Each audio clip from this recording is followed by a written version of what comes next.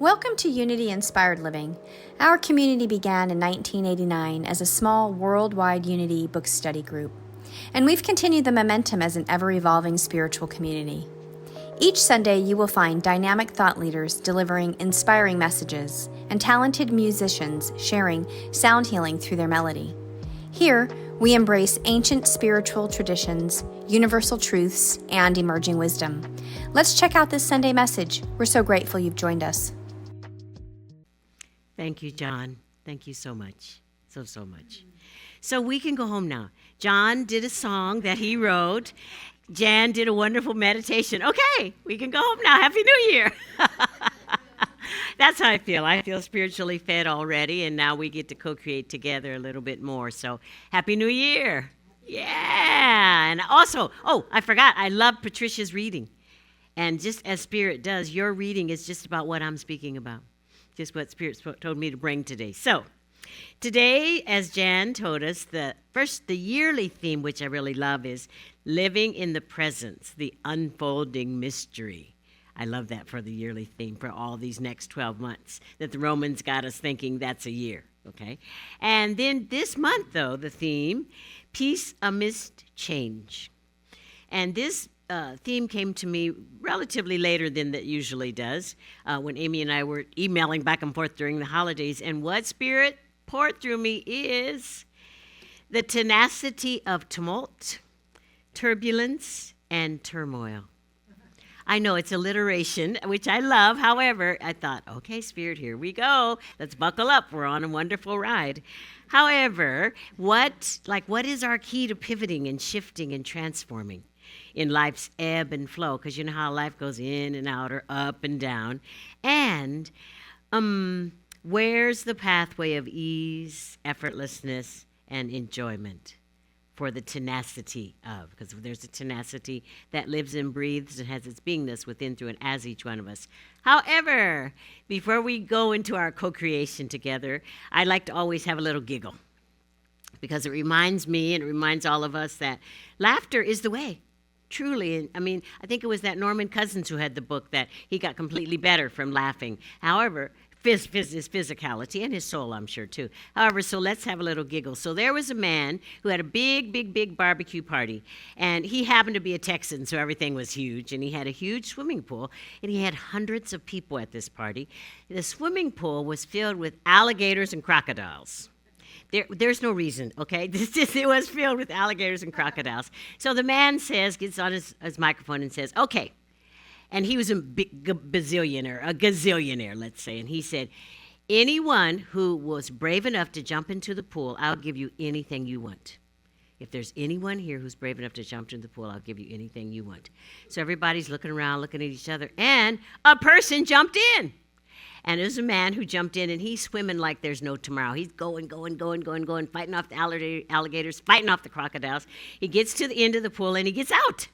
And everyone's applauding him, and the owner of this pool, who's giving the party, he says, okay, you made it. I said I would give you anything you want. What would you like? And the man just looks this way, looks that way, and says, I'd like to know who pushed me in. Oh, isn't that wonderful? So it lets us know, that sometimes there's always things for us to know. However, what came for me about the tenacity of tumult, turbulence, and turmoil, there are two qualities that are within each and every one of us for this: trust and authenticity. The tenacity that is within us, because there's a tenacity built in, through, and as each one of us. Think of a time when you might have had what you called a problem. And really all the problem is lifting us to another level of expression, of expansion. And when you had a problem and it got solved, there was tenacity within and as each one of us, within and as you, that allowed the problem to solve itself.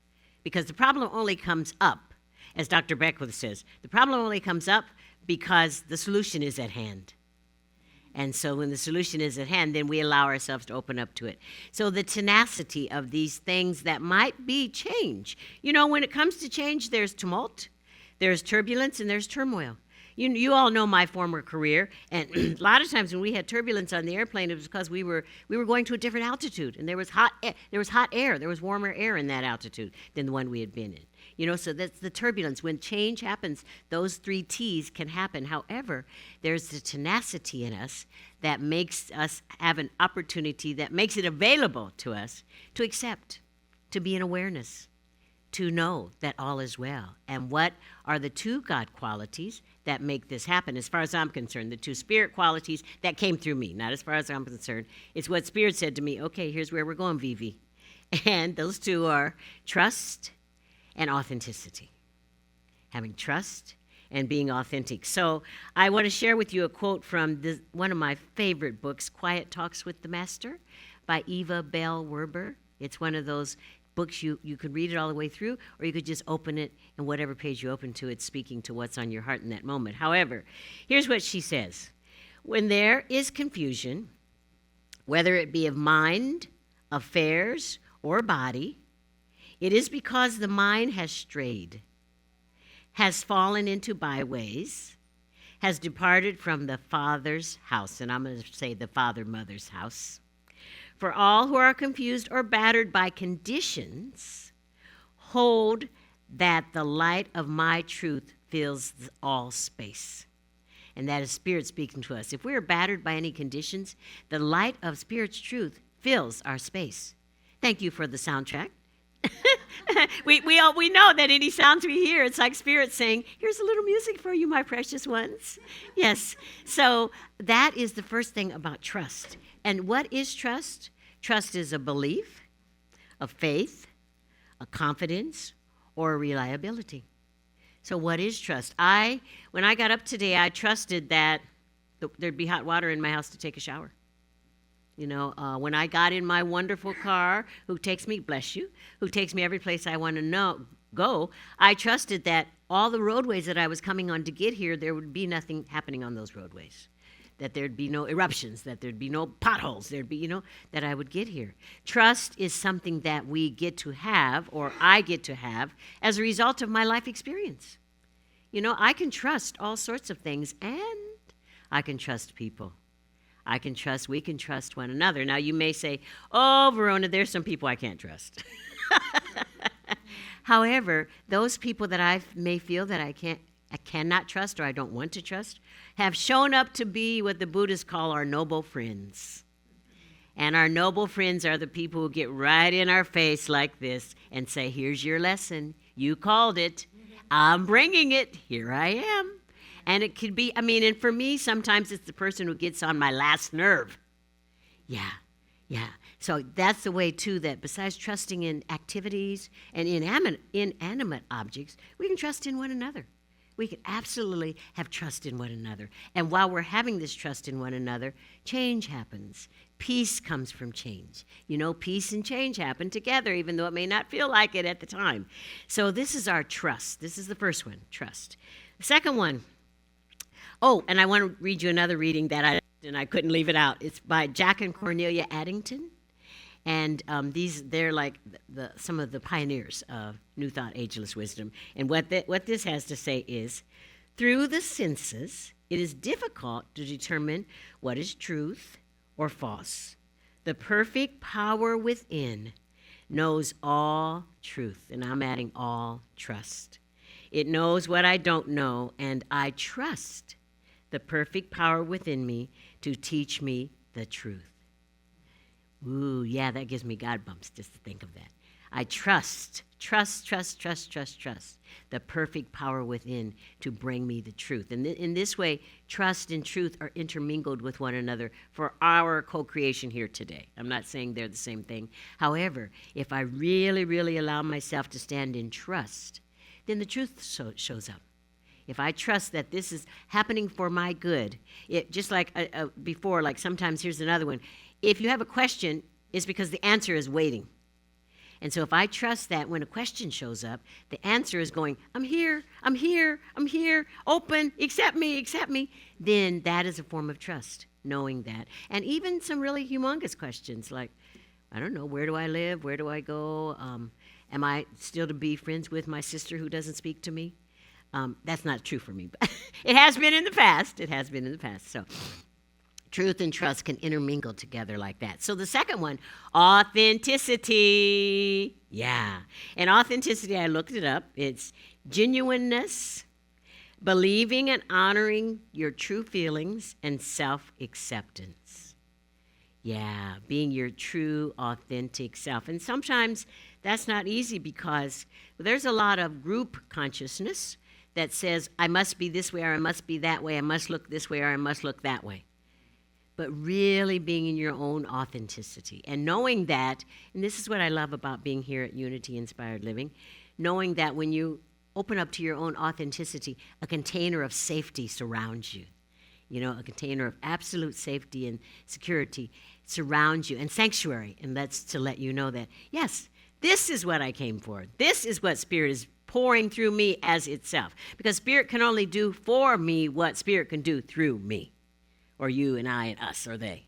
So to know that in this place of authenticity is where really, really things start to happen. And so I have another reading also. And this other reading is about, I already did it. It's about authenticity and Eva Bell-Werber and knowing that if there's inharmony, if there are any other conditions, we can hold the light of the authenticity that we are. I can hold that light and let that light shine from within out. Okay, because the authenticity that I am, it shines out. I'm going to use you, John. John is an absolutely spectacular, marvelous, stupendous, fantastic musician. He lets that light shine. He lets the authenticity of who and what he is, he lets it shine out. And then we all get to benefit from it. And in the benefiting from it, then we let our light shine. You know, it's a circular thing. It's true, John. It's true. We let our light shine, you know, because like just that song you sang to us for us this morning, it opened our hearts. You know, each one of us, I must say that I'm sure each one of our hearts is opened as a result of experiencing that song, each one of us. And as our hearts open, then we get to be more and more of the truth of who and what we are. So this truth, trust, authenticity, they're doing kind of a triad dance, you might say. And this is what happens. Yeah, so if I get an opportunity to be in the real authenticity of life, then the tenacity of all those other three T's, tumult, turbulence, and turmoil, then it gives those other three T's an opportunity to dissolve into the nothingness from whence they came, never to return again in the same form, however, to return in a different energetic. So I know you're thinking, but we're talking about peace here, Verona. Yes, we are. And so I want to share a story with you about the real meaning of peace, because peace through change, or peace during change. So there was a ruler of a kingdom. It says here in the king, I'm going to say it was an emperor, because emperor or a pharaoh can be a king or a woman or a man. But anyway, there was a ruler, okay? And this ruler announced that they would give a prize to the artist that would paint the best painting depicting peace. Okay, so many great artists tried, and they worked on their paintings, and they submitted them to the king, or to the emperor, and one of those pictures was a beautiful landscape with a blue sky and white clouds, and a lake, and a mountain, snow-covered mountains, and a still lake, and foliage around the lake, and it was just serene and beautiful and wonderful. And so everyone decided that that's probably who was going to win. Everybody, all the people entrants decided that's who's going to win. So when the ruler of this kingdom decided the winner, everybody was shocked, because the painting that won was a painting that had mountains, jagged mountains with no snow on them, kind of mountains that looked like they were thrown together in a someone didn't think about throwing them together. The sky was gray in this painting. There was lightning bolts in this painting. Yeah, and this painting, the water feature in the painting had a lot of white caps. A lot of things were going on, okay? And it was just like, it looked like a painting of anger. However, down in the bottom corner of the painting, there was a bush, and in this bush was a bird. And this bird was sitting on a nest with 3 little birds. And this bird that was sitting on the nest with the 3 little birds was calmly sitting there, being there in the midst of all what seemed to be tumult, turbulence, turmoil, chaos, everything else. And the reason that the ruler chose this painting is that even in the midst of what may look like chaos, even in the midst of what may look like all these other things, there is peace. Peace is everywhere present. Peace is always, always, always, always everywhere present. And so that same peace that was in this painting, the peace that was in this mother bird was in this place of craziness. But peace from within was coming up and out of this bird. Peace from within was the knowingness that all truly is well, even during times of change. That everything really is well during times of change. So we get it now. We get about the tenacity during the times of change when there is peace. Peace is the times of change are sometimes turbocharged with peace. Spirit told me to say it. Sometimes that's the way it comes out. Sometimes it's indwelling in us and as us, indwelling in and as any situation or event or anything like that. So in what ways might we bring this home to ourselves and say, okay, I have something to put on my spiritual tool belt to make this happen for me or to make it clear to me. So a couple of things showed up, of course. The two things is trust and authenticity. And for trust, did you know that, this is from Reverend Michael Bernard Beckwith, every action taken in trust activates our pineal gland. Okay, so I got to learn from this. Our pineal gland is a gland that produces melatonin. It's said to influence our mood, supports our immune system, and even protects against cardiovascular dis-ease. And why do I say it that way? Because as we know, dis-ease that's just it, a form of unease in our body temples. Our bodies are speaking to us saying, look, listen, look, here's what's... So I don't want to go off on that. Anyway, so that's what our pineal gland does. And so when we do every action in trust, it activates our pineal gland, which in turn activates a strong auric field. And you probably all know what our auric field is, but our auric field is the field of electricity that's around us, or energy that's around us at all times. And that auric field draws other auric fields. And by that I mean if I allow my auric field to soar and grow and be who and what I am, then that draws Jan's auric field. And we all draw unto one another because we remember who and what we are, who and whose we are. And that we all have this, all of our auric fields are now all together having a party, dancing and singing and having a party, doing whatever dance is popular these days, doing the tango together, because it all remembers itself. It all knows about itself. And one of the ways that we get to trust, is not assigning power to conditions or circumstances. Big one, huh? Even it is to me too, not assigning power to conditions or circumstances. And with the example of that happened to me this morning. I usually get up at 6 or 6:30. This morning, I slept in. My body slept in. I get up at 7:15. When I jump out of bed at 7:15, which I literally did, now I'm assigning something to a circumstance like, oh, Verona, you're going to be late because you got out of bed late. And you're going to have to cut down your meditation time. And you're going to... and you're going to have to put on your makeup in the car on the way there on Highway 4. No, I decided, okay, I could just trust that all is well, that all unfolds. And just so you know, it didn't appear that way in here today, but I got here like 9:33. Got here plenty of time. Yeah. So this is, even though my physicality wasn't in this spot. But yeah, it was like, and so I allowed myself to trust, to not put power in conditions or circumstances. Okay, and so the other way besides trusting is authenticity. And for authenticity, a verse that I've known since I'm a little girl showed up in my head.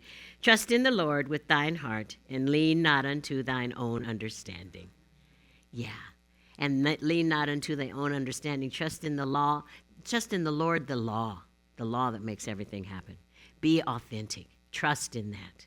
So the ways of being authentic, one is a saying that I love, and I have it in my house, is believing is seeing. Believing is seeing. Yeah. If I believe, then it shows up. If I believe in my authenticity, it shows up. The universe has no choice but to make it happen. Another way about our authenticity is feeling into my greatness. I am great, you are great, we are great. Did you know that? Thank you, Jen. Yes, we are. We are the greatness of the divine. And that's why we're here. Just like what we know is that we all chose to be here at this time. And we all chose to be here at this time because each one of us is overflowing with greatness. So, a few other little ways that we can be in our humanness, spiritual beings, having a human experience. How we can be in our humanness for our authenticity is know yourself. Know yourself. Spend some time with yourself. Love yourself. Love this temple that we carry spirit around in, but know ourselves. Really, in our quiet time, in our contemplative time, know ourselves. Another way we can do it is embrace vulnerability. A way to be in the authenticity of the divine, embrace your vulnerability. Share your realness. Just embrace the vulnerability when it shows up. Because I know that if I share my vulnerability with someone, that person has vulnerability too. And there's a part of them that's saying, whew, I'm glad. Yeah, that it's not just me. So authenticity is know yourself, share your embrace your vulnerability, and the last one here is remain consistent. And what is that? Stay aligned with spirit in all areas of your life. Thoughts, actions, intentions, words. Yeah, stay aligned. So these four things, which is not assigning power to conditions or circumstances, know yourself, embrace vulnerability, and remain consistent. How this is showing up in my life, briefly I'll tell you. So as you all know, or maybe you don't know, but I think I said it here, I released my position at Agape Bay Area as the assistant minister because Spirit kept waking me up in the middle of the night telling me to. And whenever I said, but I don't want to, this is a cushy spot, Spirit kept saying to me, I know you think that, but I have a whole lot bigger and greater and more expansive and global cushy spots for you. So let it go, sister girl. So I did. After I let it go, a part of the leaving, besides missing dear, special friends, is I was concerned about my speaking schedules. I was concerned like, okay, Spirit, you said it's time for me to get out amongst the world. Where am I going? What am I going to do? So I allowed myself to be in trust and authenticity about this. And there were some nights that it awakened me. What's next? What's next? What's next? So recently I was thinking, okay, it's 2025, and I do have some wonderful speaking engagements where I get to share here at Unity Inspired Living. And I thought, well, is this it, Spirit?